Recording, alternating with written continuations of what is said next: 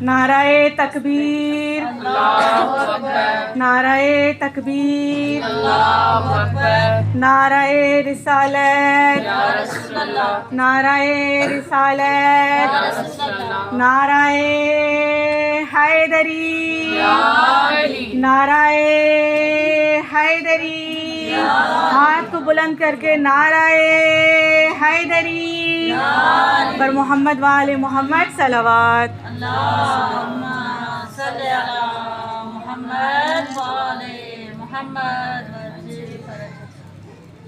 अऊज़ु बिल्लाहि मिनश शैतानिर रजीम। बिस्मिल्लाहिर रहमानिर रहीम। अल्हम्दुलिल्लाहि रब्बिल आलमीन। अस्सलातु वस्सलामु अला अशरफिल अंबिया वल मुरसलीन सय्यदना व नबीना व तबीबे क़ुलूबना अबिल क़ासिम मुहम्मद सल्लल्लाहु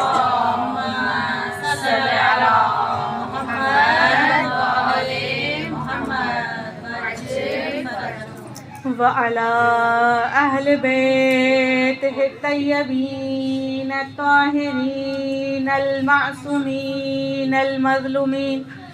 अम्मा बाद फ़क़द क़ाल अल्लाहु तबारक व तआला फ़ी किताबिहिल मजीद वल फ़ुरक़ानिल हमीद।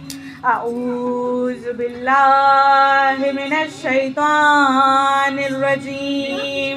फ़ला उक़्सिमु बिमवाक़िअन नुजूम। सलावत।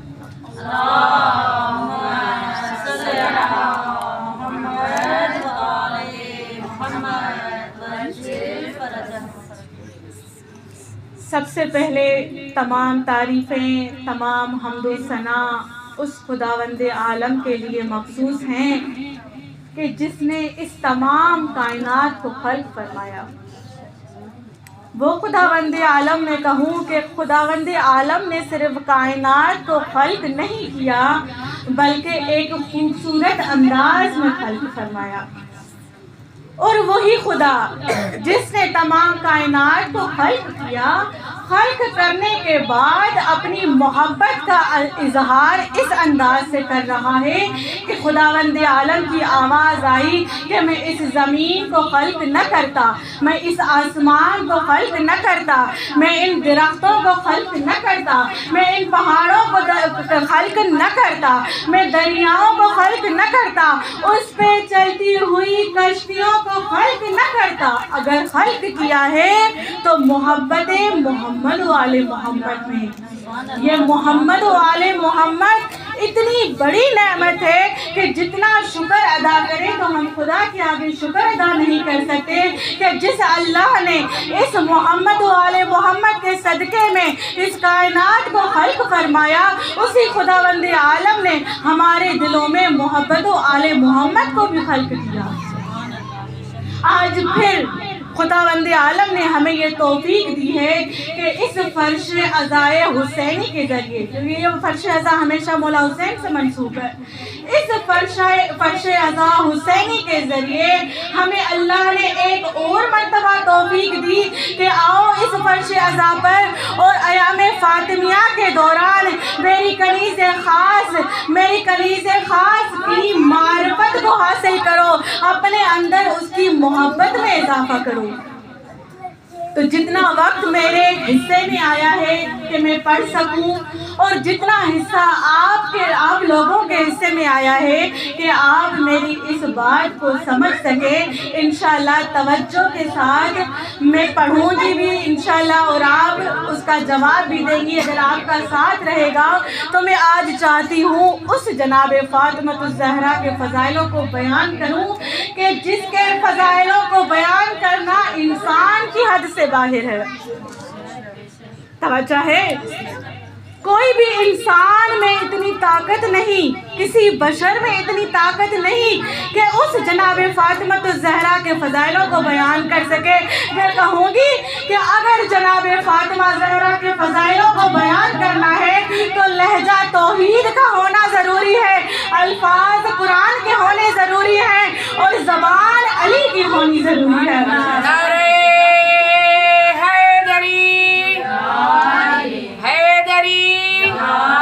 پر محمد و آل محمد بلند کر صلوات۔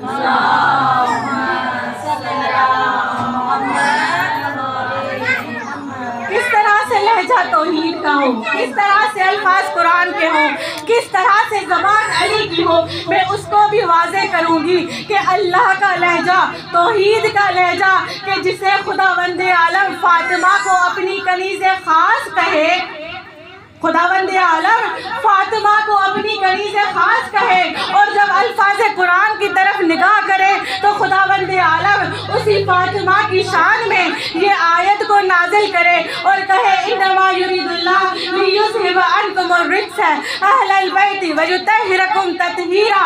اور جب زبان کی علی کی دیکھے تو علی کی زبان وہ ہے جو لسان اللہ ہے، علی کی زبان وہ ہے جو لسان اللہ ہے۔ جب مولا سے سوال ہوا مولا آپ کو اللہ کی زبان کیوں کہا گیا، مولا آپ کیوں لسان اللہ ہے، اللہ نے اپنی زبان آپ کو کیوں قرار دیا، بس میرے مولا مسکرائے اور فرمایا لِحُسْنِی علی الفاطمہ، تاکہ میں فاطمہ کی مدح و ثنا کر سکوں۔ بس سمجھ میں بات آتی ہے کہ معرفت فاطمہ الزہرا اور فضائل فاطمہ الزہرا کو بیان کرنا انسان کے بس میں نہیں ہے، بشریت سے باہر ہے۔ وہ فاطمہ کہ جب اس دنیا میں تشریف لائی ہیں تو کچھ لوگ آ کے مدینے میں جناب رسول خدا کو مبارکباد پیش کر رہے ہیں اور کہہ رہے ہیں کہ یا رسول اللہ آپ کو مبارک ہو، اللہ نے آپ کو بیٹی عطا کی۔ کیا کہا کہ یا رسول اللہ آپ کو مبارک ہو، اللہ نے آپ کو بیٹی عطا کی۔ رسول خدا کا جواب سنیے گا کہ رسول خدا جواب دے کے فرماتے ہیں، جوش میں آ کے فرماتے ہیں، جمال والے چہرے پر جلال آ جاتا ہے اور کہتے ہیں کہ خبردار میری فاطمہ کو میری بیٹی نہ کہنا، یہ فاطمہ اللہ کی طرف سے میرے لیے ہدیہ ہے۔ خدمت جناب سیدہ بآواز بلند صلوات۔ اللہم صلی علی محمد و آل محمد۔ خبردار فاطمہ کو بیٹی نہ کہنا، بلکہ یہ وہ تحفہ ہے جو خداوند عالم نے مجھے عطا کیا ہے۔ بس خداوند عالم نے دیکھا، ہم جب کسی کو تحفہ دیتے ہیں تو یہی سوچ کے دیتے ہیں کہ کوئی ایسی چیز دے جو اس کے پاس نہ ہو، تاکہ وہ اسے استفادہ کر سکے، تاکہ وہ خوشحال ہو سکے۔ اب جب اللہ نے دیکھا کہ میں نے اپنے حبیب کو کون سا تحفہ عطا نہیں کیا، خداوند عالم نے فرمایا کہ جب میں نے تمام دنیا کو دیکھا اور اپنی رسول کی جانب دیکھا تو میں نے دیکھا کہ تمام فضیلتیں رسول کو مل گئی ہیں، تمام معجزے رسول کو مل گئی ہیں، تمام فضیلتیں رسول کو دے دی گئی ہیں، تمام نعمتیں رسول کو دے دی گئی ہیں۔ جب میں نے دیکھا کہ کون سی چیز عطا نہیں کی تو میں نے دیکھا کہ میں نے اپنے حبیب کو فاطمہ عطا نہیں کی۔ بس خداوند عالم کی آواز آئی، انا اعطیناک الکوثر، اے میرے حبیب ہم نے تجھے کوثر عطا کی ہے، ہم نے تجھے کوثر عطا کی ہے۔ یہ کون سی ایسی کوثر ہے کہ جس کو خداوند عالم تحفے کے طور پر اپنے حبیب کو دے کر فخر محسوس کر رہا ہے؟ یہ وہی جناب سیدہ ہے، یہ وہی قرۃ عین الرسول ہے، یہ وہی ہے کہ جو رسول کے آنکھوں کی ٹھنڈک ہے۔ اب میں اپنی بات کو تھوڑا سا آگے بڑھا کر آپ کے سامنے ایک نقطہ بیان کروں گی انشاءاللہ، آپ اس نقطے کی طرف غور دیں گی اور داد کی تو میں حقدار ہوئی ہوں۔ کیوں کہ یہ نقطہ ایسا ہے کہ شاید آپ نے کبھی سنا ہو، کیونکہ میں نے بھی پہلی مرتبہ ہی یہ سنا کہ شاعر نے جب تصور کیا جناب فاطمہ الزہرا کی عظمت کو بتانا چاہا تو اس انداز میں بتاتا ہے، کہتا ہے کہ زہرا کا ایک گھر فرش پر ہے، ایک گھر عرش پر ہے، ایک گھر فرش پر ہے، ایک گھر عرش پر ہے۔ اب عرش والا گھر اور فرش والا گھر دونوں کس کی ملکیت ہے؟ فاطمہ الزہرا کی ملکیت ہے، کیونکہ رسول سے جب پوچھا گیا کہ یا رسول اللہ زہرا کا نور کب ظاہر ہوا، تو رسول نے فرمایا کہ اس زمین و آسمان کو خدا نے خلق نہیں کیا تھا، دنیا کو خلق نہیں کیا تھا، اس سے بھی کئی ہزار سال پہلے جناب فاطمہ الزہرا کے نور کو خلق کیا تھا۔ تو لوگوں نے پوچھا کہ یا رسول اللہ جب فاطمہ کا نور زمین اور آسمان سے پہلے خلق ہوا تو فاطمہ کی غذا کیا تھی، فاطمہ کیا کھاتی تھی؟ بس رسول کی آواز آئی، فاطمہ کی غذا اللہ کی تسبیح تھی، فاطمہ کی غذا اللہ کی تسبیح تھی۔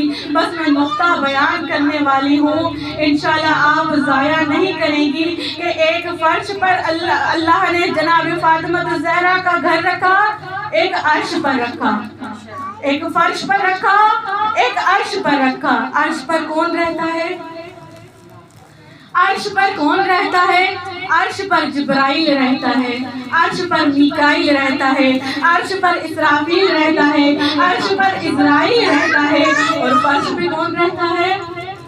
فرش پہ رسول رہتے ہیں، فرش پہ علی رہتا ہے، فرش پر سلمان رہتے ہیں، فرش پہ کمبل رہتا ہے، فرش پہ میثم تمار رہتا ہے۔ اب مجھے ایک بات بتائیں کہ کبھی بھی ان فرش والوں نے یہ توقع نہیں کی کہ یا علی ہمیں آسمانوں کا سیر کروا دیں، کبھی سلمان نے یہ نہیں کہا کہ یا علی مجھے جنت کا سیر کروا دیں، کبھی فضا نے یہ نہیں کہا کہ بی بی مجھے جنت کا سیر کروا دیں۔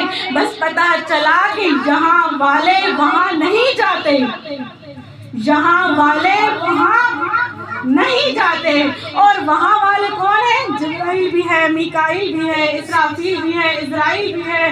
اب یہاں دیکھیں کہ کبھی سلمان نے توقع نہیں کی کہ یا علی مجھے عرش پر بھیجنے دے، یا علی مجھے عرش کی سیر کروائیں، لیکن وہاں والوں کو ہمیشہ دیکھا کہ کبھی یتیم بن کر آتے ہیں، کبھی مسکین بن کے آتے ہیں، کبھی اسیر بن کے آتے ہیں، اور کبھی شفا لینے آتے ہیں۔ یہ ہے جناب فاطمہ الزہرا کے در کی عظمت، یہ ہے جناب فاطمہ الزہرا کے گھر کی عظمت۔ کون جناب فاطمہ الزہرا؟ میں آپ کے سامنے اس خداوند عالم کے قرآن جو کہ لا ریب بھی ہے، بے عیب بھی ہے، جس میں شک کی کوئی گنجائش ہی نہیں ہے، اس قرآن میں خداوند عالم نے ارشاد فرمایا فلا اقسم بمواقع النجوم، کہ مجھے قسم ہے اس جگہ کی جہاں پر ستارے اترتے ہیں۔ اب کون سی ایسی جگہ ہے جہاں پر ستارہ اترا ہے؟ کون سی ایسی جگہ ہے جہاں پر ستارے اترتے ہیں؟ اب دیکھیں خداوند عالم قسم کھا رہا ہے۔ میں کہوں قسم کھانے کی تو خداوند عالم کو ضرورت ہی نہیں، کیونکہ قسم ہمیشہ دو قسموں میں کھائی جاتی ہے، ایک کہ جب اپنی بات پہ یقین دلوانا ہو، اپنی بات میں وزن کو پیدا کرنا ہو، کسی کو کہنا ہو کہ یقین کرو، ہم قسم خدا کی کھاتے ہیں، یقین کرو یہ بات سچ ہے، میری بات کو مان لو۔ اور دوسری قسم کیا ہوتی ہے؟ دوسری قسم یہ ہوتی ہے قسم کھانے کی کہ اس جگہ کی فضیلت کو، یعنی جس کی قسم کھائی جا رہی ہے اس کی فضیلت کو بیان کرنا ہو۔ اب میں کہوں کہ خداوند عالم کو ضرورت تو نہیں ہے کہ قسم کھا کے اپنی بات کو یقین دلوائے کہ ہاں میں سچ کہہ رہا ہوں، میری بات پہ یقین کر لو، اور میں قسم کھا کے کہتا ہوں کہ یہ چیز یہ ہے۔ سمجھ میں آباد آئی کہ اللہ کو ضرورت نہیں ہے کہ یقین دلوائے، بس اس کا مطلب یہ ہے کہ خداوند عالم جس جگہ کی قسم کھا رہا ہے اس جگہ کی عظمت کو بتانا چاہتا ہے، اس جگہ کی فضیلت کو بیان کرنا چاہتا ہے، اس جگہ کے فضائلوں کو بیان کرنا چاہتا ہے۔ بآواز بلند کر صلوات۔ اللہم صلی علی محمد و آل محمد۔ نعرہ حیدری، حیدری، برائے خوشنودی خاندان زہرا بآواز بلند تر صلوات۔ اللہم صلی علی محمد و آل محمد۔ تو پتہ چلا کہ خداوند عالم قسم کھا کر ستارے کی قسم نہیں کھائی بلکہ اس جگہ کی قسم کھائی ہے کہ جہاں ستارے سجدے میں آتے ہیں، جہاں ستارے اترتے ہیں۔ بس پتہ چلا کہ خداوند عالم اس جگہ کی عظمت کو بتانا چاہتا ہے۔ اگر تاریخ کا مطالعہ کریں، تاریخ میں دیکھا جائے تو کوئی آپ کو احادیث ایسی نہیں ملیں گی جہاں پر یہ بیان کیا گیا ہو کہ یہ ستارہ کسی اور جگہ پر بھی نازل ہوا ہو سوائے در فاطمۃ الزہرا کے، کہ جب وہ ستارہ ٹوٹا اور کہاں پر گرا؟ جناب فاطمۃ الزہرا کے دروازے پر، جناب فاطمۃ الزہرا کی دہلیز پہ آ کے وہ ستارہ ٹوٹ کر گرا۔ اب خداوند عالم دہلیز فاطمہ کی قسم کھا کے کہتا ہے، میں نے کہا کہ یہ دہلیز فاطمہ اتنی افضل ہے، اتنی بلند ہے کہ یہاں والے وہاں نہیں جاتے بلکہ وہاں والے یہاں پر آتے ہیں۔ جب امام علی علیہ السلام سے کسی نے سوال کیا، یا علی آپ کو اتنے فضائل ملے ہیں، حتیٰ کہ آپ کو فضیلتوں کا کعبہ کہا گیا ہے، فضائلوں کا کعبہ کہا گیا ہے، یا علی ایسی کون سی فضیلت ہے جو آپ کو سب سے زیادہ عزیز ہے اور جس پر آپ کو سب سے زیادہ ناز ہو؟ اب کس سے سوال کیا گیا ہے؟ وہ علی کہ جو فضیلتوں میں سب سے زیادہ بلند ہے۔ توجہ ہے میری طرف، کچھ زیادہ وقت آپ کا نہیں لوں گی، اور جتنا وقت میرے دامن میں آیا ہے تو میں کوشش کروں گی اپنی بات کو آپ تک پہنچا سکوں۔ تو تھوڑی دیر کے لیے بچوں کو چھوڑ کر میری طرف توجہ کریں۔ انشاءاللہ دعا کرتی ہوں کہ ہم جب یہاں اس فرش عزا سے اٹھیں گے تو اپنے دامن کو خالی کر کے نہیں اٹھیں گے، انشاءاللہ بھر کے اٹھیں گے۔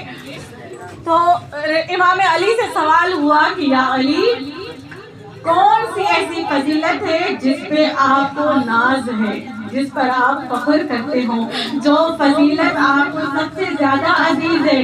اب کس علی سے پوچھا گیا؟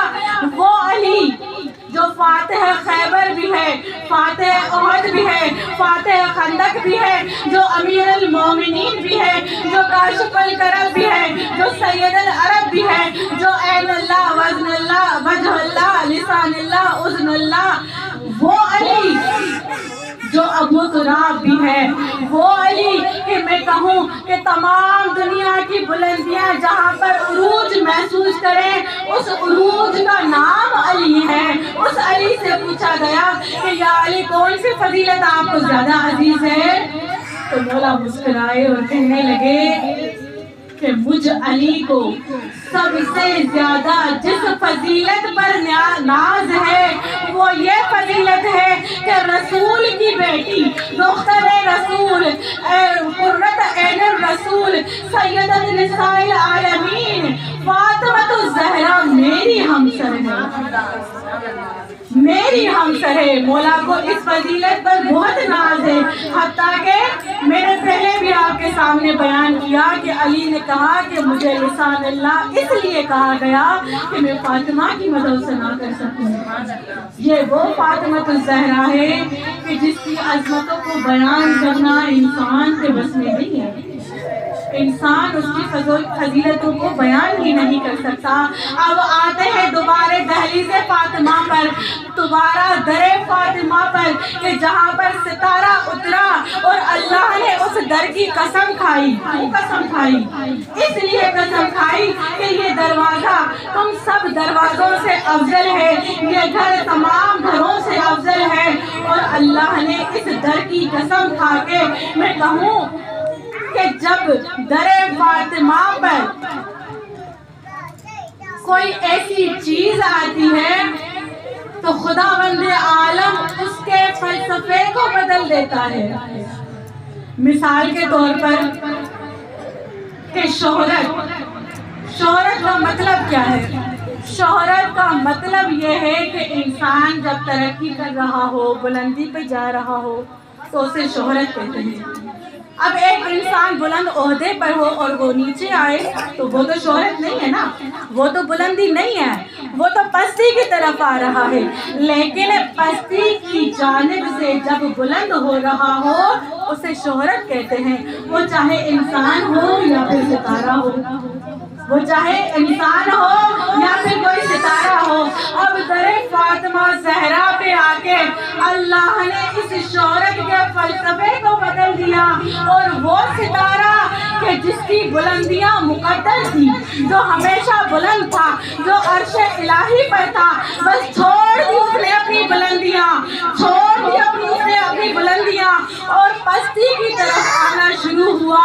اور پستی کی طرف آتے آتے اتنا پست ہوا کہ در فاطمہ زہرا کو چوم لیا.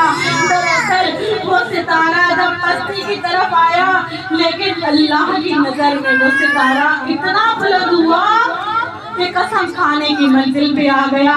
ایک اور جگہ پر خداوند عالم نے ارشاد کیا وَالنَّجْمِ إِذَا هَوَىٰ مَا ضَلَّ صَاحِبُكُمْ وَمَا غَوَىٰ وَمَا يَنطِقُ عَنِ الْهَوَىٰ إِنْ هُوَ إِلَّا وَحْيٌ يُوحَىٰ. کہ مجھے قسم ہے اس ستارے کی، مجھے قسم ہے اس ستارے کی کہ جب وہ ٹوٹا اور میرا نبی نہ بھٹکا نہ گمراہ ہوا. بس میں کہوں کہ جب ستارہ بلندی کو چھوڑ کر پستی کی طرف آ گیا تو اللہ کی نظر میں وہ اتنا بلند ہوا کہ اللہ نے قرآن میں اس ستارے کی قسم کھا کے کہا کہ مجھے قسم ہے اس ستارے کی اور مجھے قسم ہے اس دہلیز کی. یہ ہے در فاطمہ زہرا کی عظمت. ایک مرتبہ بیوی کے نام پر آواز بلند صلوات.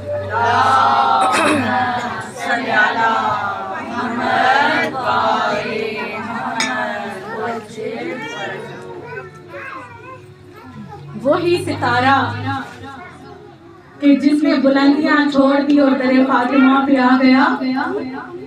جب دیکھتے ہیں کہ امام علی سے کسی نے سوال کیا، توجہ ہے میری طرف، آپ سب کے چہرے اس طرف ہیں، میری طرف کسی کا چہرہ نہیں ہے، پھر بھی خاران ادھر ہی دیکھ رہی ہے. بلند صلوات. یا کون خاران کو میری آواز نہیں آ رہی یا پھر میرا ذکر پسند نہیں آ رہا. ایک مرتبہ پھر سے عبادت سمجھ کر آواز بلند صلوات.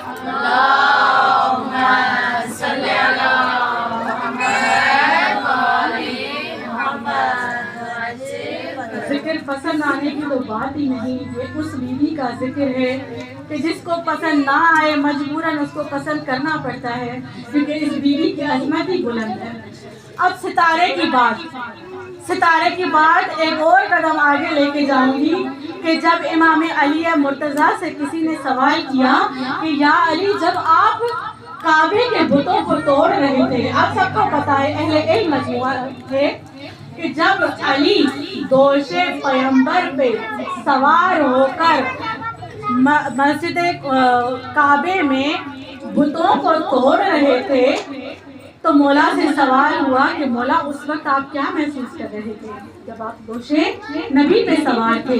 تو مولا نے جواب دیا کہ میں جب دوش پیغمبر پہ سوار تھا تو میں ایسے محسوس کر رہا تھا کہ میرے پیر زمین پر ہیں اور میں آسمان کی طرف ہوں. میں آسمان کی طرف ہوں، یعنی اپنے آپ کو اتنا بلندی پر محسوس کر رہا تھا. مولا کے الفاظ ہیں، مولا بیان کر رہے ہیں کہ میں اتنا بلند تھا کہ میں اگر ہاتھ لگاتا تو ستارے کو ہاتھ لگا سکتا تھا، یعنی میری بلندی کا یہ عالم تھا.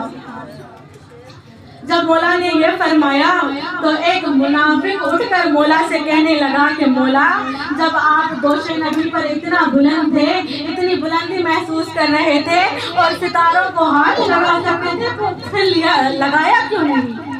ستاروں کو ہاتھ پھر لگایا کیوں نہیں؟ اب میرے مولا کی آواز آئی، توجہ کیجئے گا، پتہ نہیں کون ضائع کرے گا، کون اپنے دل میں رکھے گا کہ مولا کی آواز آئی کہ ہاتھ چھو سکتا تھا عرش کا تارا، ہاتھ چھو سکتا تھا عرش کا تارا، ہاتھ چھو سکتا تھا عرش کا تارا، ہاتھ چھو سکتا تھا عرش کا تارا، پھر بھی کیوں چھوتا اس کو جب اپنے در پہ بلوا لیتا ہوں۔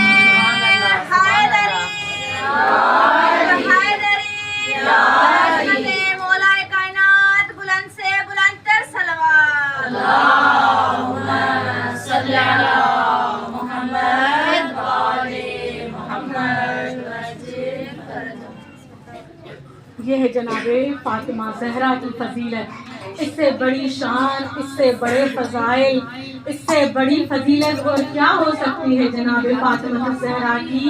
میں کہوں گی کون ہے فاطمہ؟ عصمت کا حجاب فاطمہ، تطہیر کی زینت فاطمہ، خدا کی کنیز خاص فاطمہ، سورہ کوثر کی تفسیر فاطمہ، الحمد کی کرن فاطمہ، طٰہٰ کے گھر کی زینت فاطمہ، ہم شکل نبی فاطمہ، ہم شکل پیغمبر فاطمہ، ہم گفتار نبی فاطمہ، ہم کردار نبی فاطمہ، وہ نبی کہ جس کو قرآن میں کبھی یاسین کہہ کے پکارا، کبھی طٰہٰ کہہ کے پکارا، کبھی مزمل کہہ کے پکارا، کبھی نذیر کہہ کے پکارا، کبھی بشیر کہہ کے پکارا، کبھی یا ایھا الرسول کہہ کے پکارا، کبھی یا ایھا المدثر کہہ کے پکارا۔ وہ نبی جب اپنی بیٹی کو دیکھے، اپنی مسند سے اٹھ کر اپنی مسند پہ اس فاطمہ کو بٹھائے، شریعت محمدی میں اسے فاطمہ الزہرا کہا جاتا ہے۔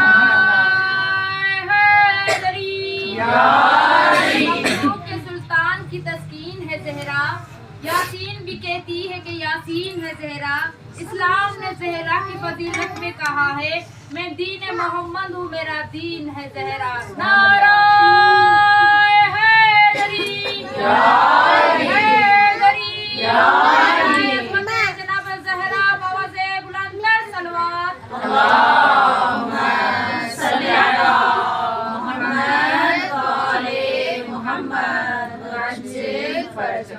بی بی کی شان میں ایک اور مختصر جملہ کہنا چاہتی ہوں کہ جو بیوی، جو فاطمہ زمین پر بیٹھ کر ایک مٹی سے بنے چھوٹے ہوئے گھر میں رہ کر عرش والوں پر حکومت کرے، اسے فاطمہ کہا جاتا ہے۔ اس موضوع کے طور پر ایک واقعہ آپ کے سامنے بیان کروں گی کہ جناب ام سلمہ کا ایک واقعہ ملتا ہے کہ ایک مرتبہ جناب ام سلمہ کا دل چاہا کہ جا کر بطول کی زیارت کرے، جناب فاطمہ الزہرا کی زیارت کرے، اور کہتی ہیں کہ میں اسی قصد سے جناب زہرا کی زیارت کرنے کے لیے ان کے گھر گئی تو کیا دیکھا، جیسے ہی گھر میں داخل ہوئی، گرمیوں کی موسم تھی، جیسے ہی میں گھر میں داخل ہوئی تو میں نے کیا دیکھا،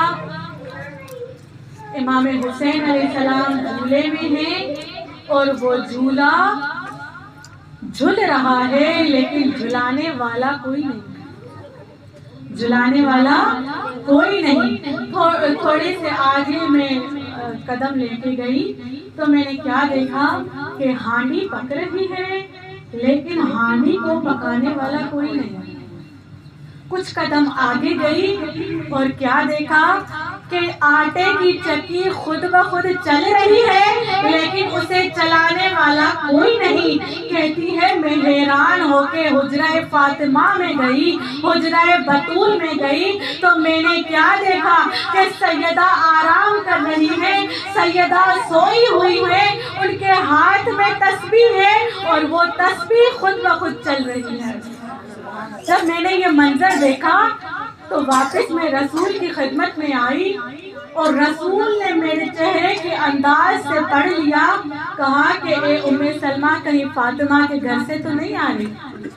اے ام سلمہ کہیں تم فاطمہ سے مل کے تو نہیں آ رہی؟ کہا کہ ہاں ایسا ہی ہے یا رسول اللہ، لیکن آج فاطمہ کے گھر میں جا کر میں نے ایک عجیب منظر دیکھا۔ کون سا منظر دیکھا؟ کہ چکی خود بخود چل رہی ہے، ہانڈی خود بخود پک رہی ہے، حسین کا جھولا جھل رہا ہے اور جناب زہرا کی تصویر خود بخود ہل رہی ہے۔ یا رسول اللہ یہ بات مجھے سمجھ میں نہیں آئی، یہ بات مجھے سمجھ میں نہیں آئی۔ تو رسول خدا مسکرائے اور کہنے لگے کہ اے ام سلمہ، آج میری بیٹی جناب فاطمہ الزہرا نے روزہ رکھا تھا اور روزہ رکھنے کے بعد میری بیٹی تھک گئی تھی، لیکن اسے یہ 3 کام بھی انجام دینے تھے، چکی بھی چلانی تھی، ہانڈی بھی پکانی تھی اور حسین کا جھولا بھی جلانا تھا، لیکن اس کے ساتھ ساتھ خدا کی تسبیح بھی کرنی تھی۔ بس خداوند عالم نے جب دیکھا کہ میری کنیز خاص تھک گئی ہیں تو خداوند عالم نے فرشتوں کو حکم دیا، کہا جبرائیل جاؤ حسین کا جھولا جلاؤ، اسرافیل جاؤ جا کے چکی چلاؤ، اور اسرافیل میکائیل کو کہا کہ جاؤ اور زہرا کے گھر کی ہانڈی کو پکاؤ۔ میں نے کہا کہ جو بیوی زمین پر رہ کر عرش والوں پر حکومت کرے اسے جناب فاطمہ الزہرا کہا جاتا ہے۔ بس بطول اس لیے بیوی کو کہا گیا کہ جس کا ایک بھی لمحہ عبادت کے بغیر نہ گزرا ہو۔ یہاں پر بھی دیکھیں جب بیوی تھک گئی ہے، سو رہی ہیں، لیکن خداوند عالم نے ایک فرشتے کو مقرر کیا کہ جاؤ میری کنیز خاص آرام کرے، اس کے بدلے میں تم میری تسبیح کرو۔ یہ جناب فاطمہ الزہرا کہ جس کو ہر انداز سے دیکھیں تو بیوی کی عظمت بلند و بالا نظر آتی ہے، گویا وہ تسبیح کے حوالے سے ہو، گویا وہ کردار کے حوالے سے ہو، گویا وہ حجاب کے حوالے سے ہو، گویا وہ علم کے حوالے سے ہو۔ میں ایک آخری روایت پڑھ کے آپ کی زحمتوں کو تمام کروں گی کہ روایتوں میں ملتا ہے کہ جناب فاطمہ الزہرا کے گھر، آپ سب کو پتا ہوگا لیکن میں ایک ربط دے کے اپنے مسائل کی طرف آؤں گی اور آپ کی زحمتوں کو تمام کروں گی کہ یہ واقعہ کہ جب رسول خدا کا ایک نابینا صحابی تھا کہ جو ایک مرتبہ جناب زہرا کے گھر آتا ہے اور جناب زہرا ان سے حجاب کرتی ہے، تب رسول خدا فرماتے ہیں کہ اے میری فاطمہ، یہ تو نابینا ہے، یہ تو تمہیں نہیں دیکھ سکتا، پھر تم کیوں حجاب کر رہی ہو؟ تو جناب فاطمہ زہرا کہتی ہیں کہ کیا ہوا بابا، اگر یہ مجھے نہیں دیکھ سکتا لیکن میں تو اسے دیکھ سکتی ہوں، لہٰذا مجھ پر واجب ہے کہ میں اس سے حجاب کروں۔ عزیزان محترم، رسول خدا کی رحلت کے بعد، یا پھر میں ایسے کہوں کہ رسول خدا کی شہادت کے بعد، یہ وہی صحابی ہے کہ جو رسول کے غم کے اثرات میں مدینے سے کچھ دن دور چلا گیا تھا، کچھ دن دور ہو گیا تھا، اور کچھ دن دور رہنے کے بعد جب مدینے واپس آیا ہے، جب مدینے واپس آیا، اپنے گھر میں آرام کر رہا تھا، تو رات کے وقت اس کے دروازے پر دقل باب ہوا۔ جب دقل باب ہوا، ایک مرتبہ دروازہ کھٹکھٹایا، دوسری مرتبہ دروازہ کھٹکھٹایا، تیسری مرتبہ کھٹکھٹایا، تو وہ نابینا شخص، رسول کا نابینا صحابی، اپنے بچوں سے کہنے لگا کہ کیوں تم دروازہ نہیں کھول رہے؟ کب سے دروازہ بج رہا ہے، تم دروازہ کھولنے کے لیے کیوں نہیں جاتے؟ جب کسی نے جواب نہیں دیا، اسے برداشت نہیں ہوا، تو جیسے تیسے کر کے وہ نابینا شخص دروازے پر پہنچا اور دروازے کے اندر سے پوچھتا ہے کہ کون ہے۔ دروازے کے اندر سے پوچھنے لگا کہ باہر کون ہے، اور باہر سے آواز آئی کہ میں فاطمہ ہوں۔ میں فاطمہ رسول کی بیٹی، میں فاطمہ رسول کا جگر۔ عزیزان محترم، وہ نابینا شخص کہنے لگا کہ بی بی جب میں آپ کے گھر آتا تھا تو آپ مجھ سے حجاب کرتی تھی، لیکن ایسی کیا وجہ ہوئی کہ آج اسی نابینا شخص کے دروازے پر آپ آئی ہیں؟ جیسے ہی ایسے کہتا ہے تو پیچھے سے بچے آواز دیتے ہیں کہ فاطمہ کو آج 40واں دن ہے، جناب فاطمہ روز آتی ہے۔ جب یہ نابینا شخص نے پوچھا تو پریشان ہو کر سوال کرنے لگا، بی بی آپ کیوں آئی ہے؟ حسن و حسین کہاں ہے؟ علی مرتضیٰ کہاں ہے؟ بی بی فرماتی ہے وہ میرے ساتھ ہے، لیکن میں ہر ایک کے دروازے پر جاتی ہوں اور کہتی ہوں زہرا کو اس کا حق دے دو۔ اے نائے بابا کے صحابی، تم نے نہیں دیکھا کہ رسول کے بعد، میرے بابا کے بعد لعینوں نے میرا دروازہ چلایا، بس اتنا ہی نہیں، اس دروازے کو گرا کر اندر گھر میں داخل ہو گئے۔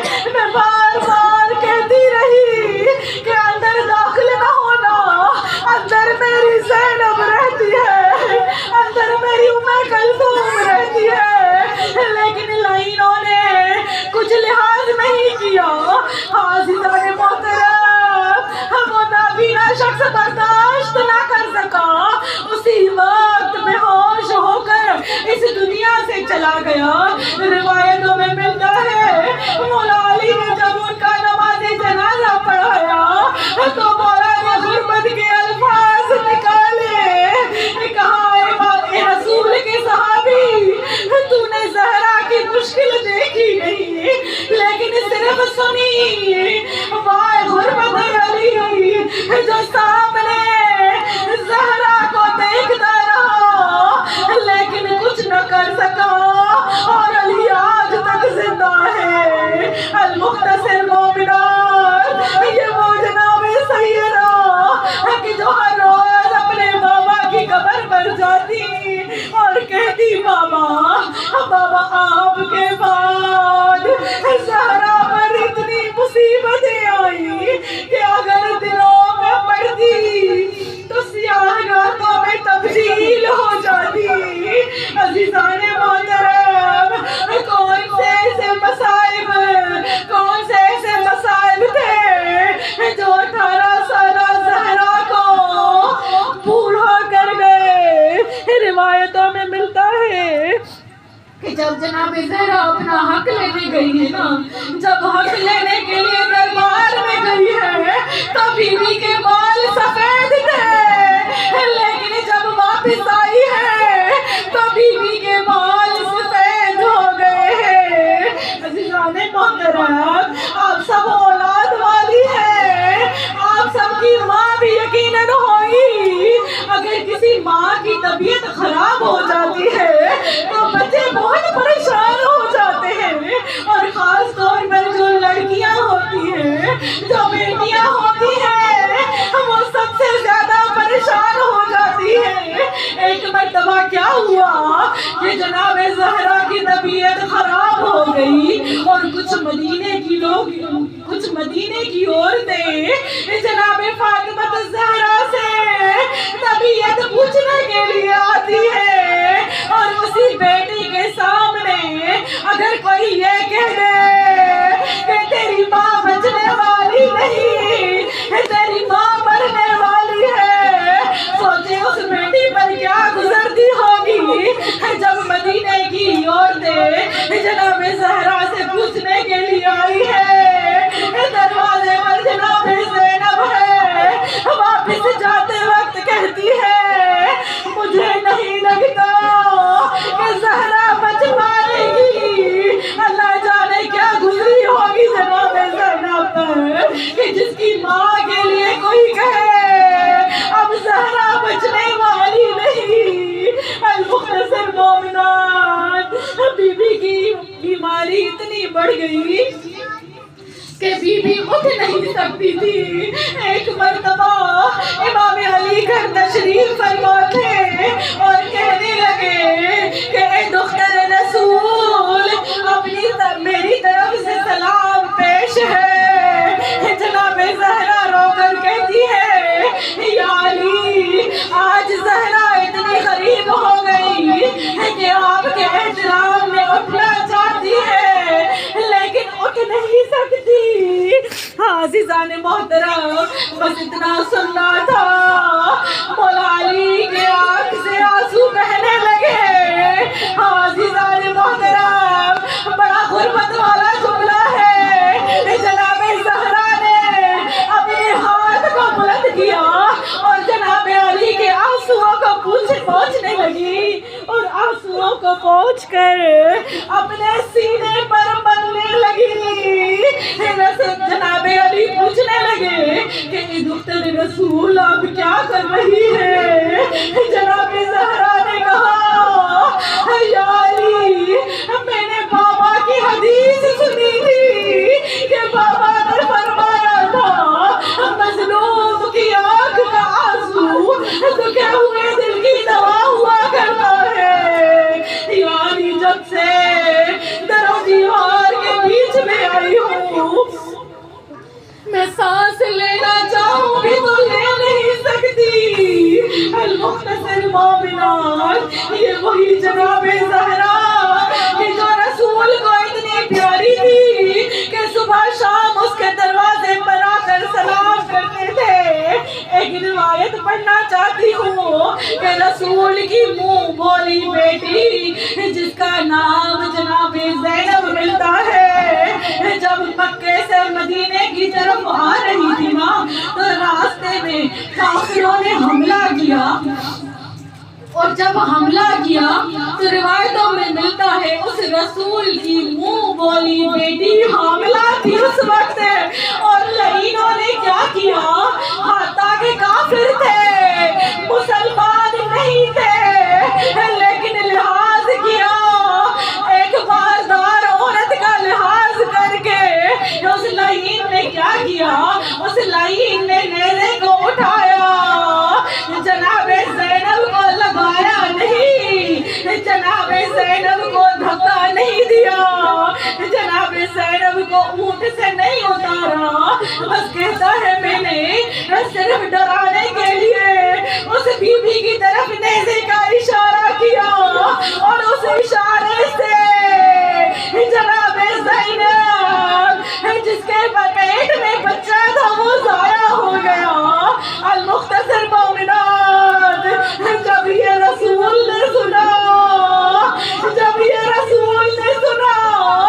رسول نے کہا میں اس کی شکل اپنی زندگی میں نہیں دیکھنا چاہتا، یہ واجب القتل ہے۔ میں کہوں گی یا رسول اللہ آئیے گا مدینے میں، آئیے گا اپنی بیٹی کے گھر پر، بی بی زہرا بھی تو حاملہ تھی، ارے مارنے والے مسلمان تھے لیکن لحاظ نہیں کیا، جناب زینب کا محسن شہید ہو گیا۔ امام حسن فرماتے ہیں میری ماں جب تک زندہ رہی کبھی بھی سو نہ سکی، مولا سے سوال ہوا مولا کیوں سو نہ سکی؟ مولا فرماتے ہیں جب سیدھی طرف سوتی تو بیوی کی پسلیاں ٹوٹی ہوئی اسے سونے نہیں دیتی، جب دائیں طرف سوتی تو ان کا ہاتھ ٹوٹا ہوا انہیں سونے نہیں دیتا، بس جب تک زندہ رہی میری ماں سو نہ سکی۔ اللہ لعنت اللہ علی قوم الظالمین وسيعلم الذين ظلموا أي منقلب ينقلبون۔ خدایا ہماری یہ کلیل عبادت اپنی بارگاہ الہی میں قبول و مقبول فرما۔ خدایا یہ جو یہاں خانان فرش عزا پر جم ہیں، خدایا ان کے دلوں میں جو حاجات ہیں اپنی بارگاہ الہی میں قبول و مقبول فرما۔ خدایا اس فرش عزا جو ہماری تمرینی برنامے کے خانان میں بچھایا ہے، اللہ تعالیٰ انہیں اجر عطا فرمائے، اجر عظیم عطا فرمائے۔ خدایا اسے اور ترقی عطا فرما۔ اگر آج ہم نے ایک مجلس کی ہے تو اگلے سال ہمیں یہ توفیق ملنی چاہیے کہ ہم 3 یا 3 سے زیادہ مجلسیں عطا منعقد کر سکیں۔ خدایا جو خانان جو اس مجلس میں ملوث ہیں، جنہوں نے حصہ لیا ہے، خدایا جن کے جو حاجات ہیں اپنی بارگاہ الہی میں قبول فرما، جن کی جو پریشانیاں ہیں ان کو اپنی بارگاہ الہی میں ان کو مستجاب فرما، ان کی پریشانیاں دور فرما۔ خدایا ہمارے وقت کے امام کے ظہور میں تعجیل فرما۔ خدایا ہمیں جناب زہرا کی کنیز خاص میں شامل فرما۔ خدایا ہمیں جناب زینب اور جناب زہرا کی سیرت پہ چلنے کی توفیق عطا فرما، اور ہمارے اس برنامے کو کامیابی و کامرانی عطا فرما۔ خدایا جو خاران ہمارے برنامے میں ہیں یا جو خاران یہاں پر حاضر ہیں، جو بھی اولاد سے محروم ہیں، جن کے دلوں میں جو حاجات نیک حاجات ہیں ان کی پوری فرما۔ خدایا جو قرضدار ہیں ان کے قرض عطا فرما۔ خدایا ہماری آخری دعا کہ ہمارے وقت کے امام کے ظہور میں تعجیل فرما۔ اللہم صلی علی محمد وعلی